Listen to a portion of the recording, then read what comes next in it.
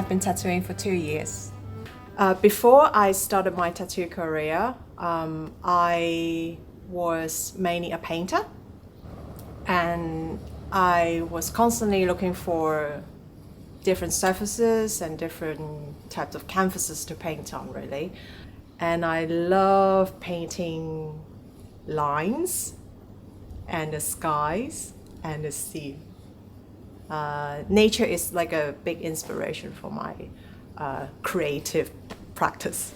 I think about the color scheme first, because I've been doing a lot of blues in the last 2 days, so I want something different.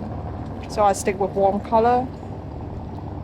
And the whole, waves and composition and all that, I just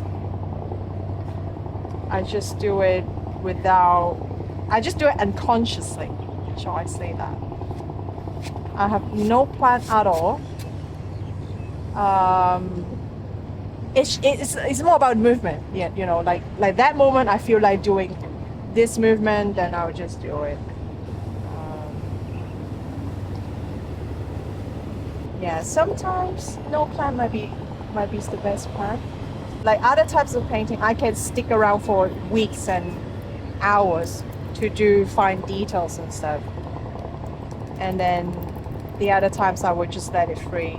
It's always too extreme for me, Like my transition from being just a painter to a tattooist is like an expansion from my painting practice, actually.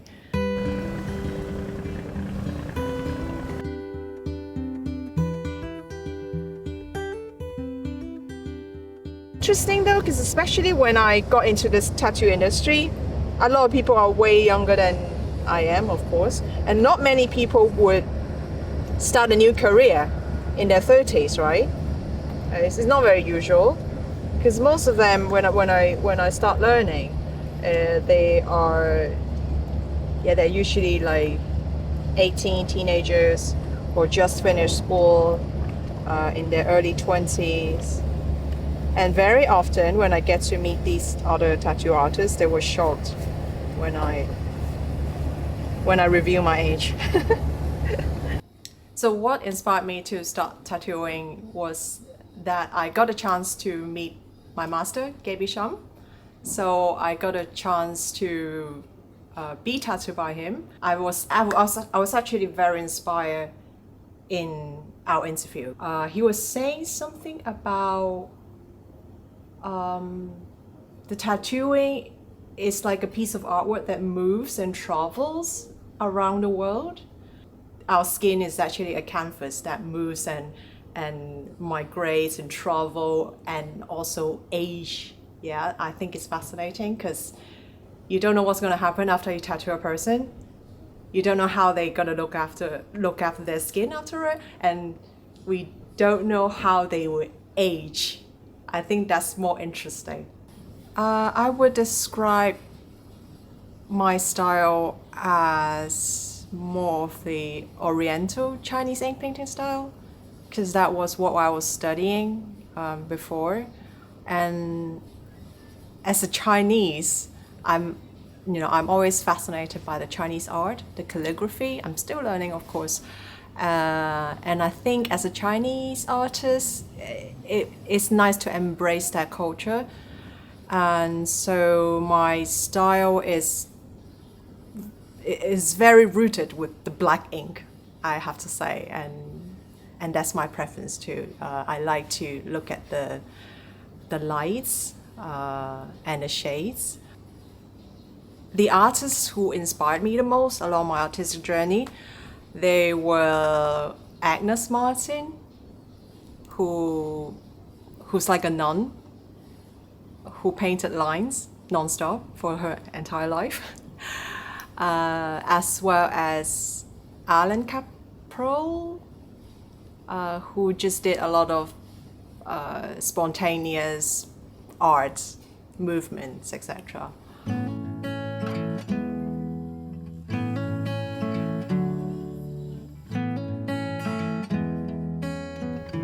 To mark something on someone else's skin, I think is it's almost like a ritual for me, and I feel really honored most of the time because the client actually gives you a lot of trust to give you that piece of skin, and then okay, you're gonna make a mark on me, and it's gonna stay there forever until they die.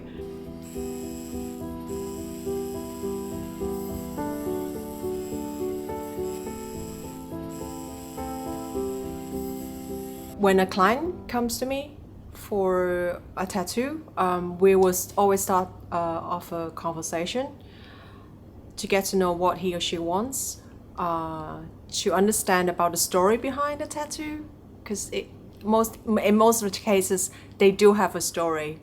So I would love to hear that from them, and so that I can make sure I can deliver what they want.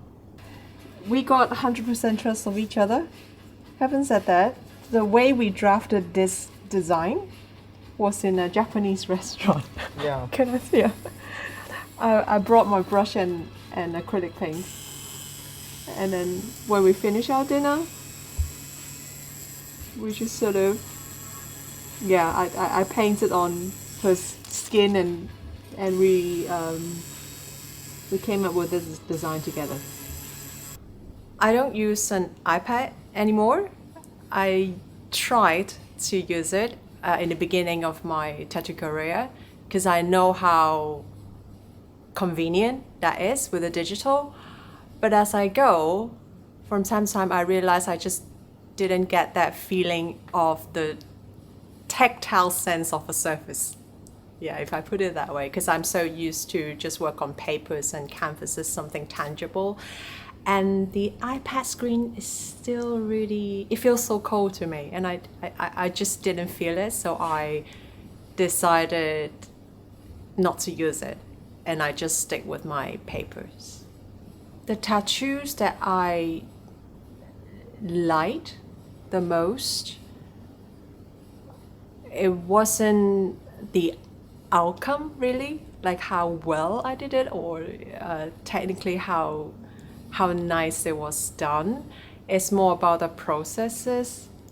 Like one of them, I did it, quite a while ago, that I designed a snail shell with a pair of human legs sticking out. I just kind of, try to make it quirky, and my client likes it.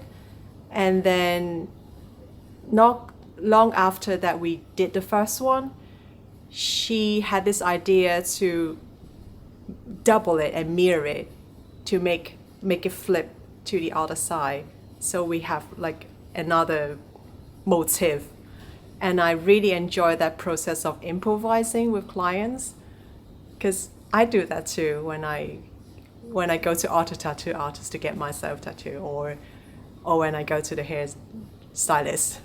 I love improvising, and I really like that feeling of, having the creativity share with my clients too.